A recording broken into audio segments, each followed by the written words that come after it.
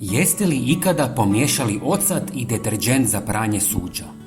Danas ćemo vam pokazati šta će se desiti kada pomiješate ta dva sastojka. Zato ostanite sa nama do kraja videa. Rezultat je jako zanimljiv i koristan. Dragi prijatelji, napišite nam u komentarima odakle nas gledate. Prvo što će vam trebati je najjeftiniji deterdžent koji možete kupiti u trgovini.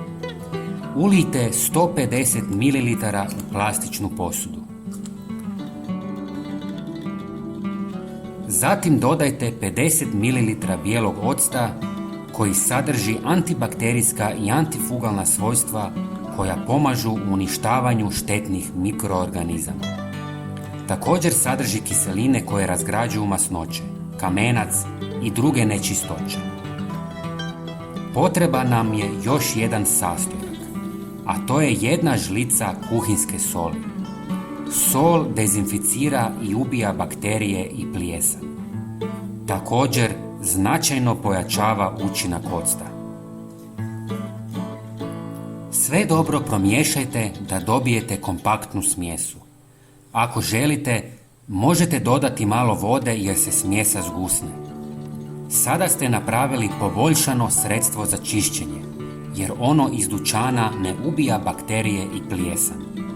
Sol i ocat su fantastični prirodni sastojci. Napunite prskalicu. Prijatelji, bilo bi nam drago da podijelite ovaj video sa svojim prijateljima i pretplatite se na naš kanal. Vaša podrška nam puno znači.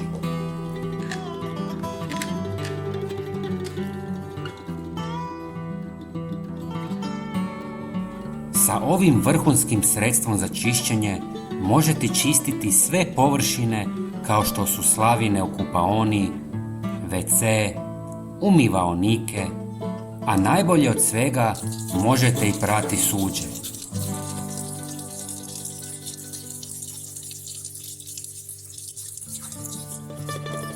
Pogledajte kako se sjaji. Odlično je.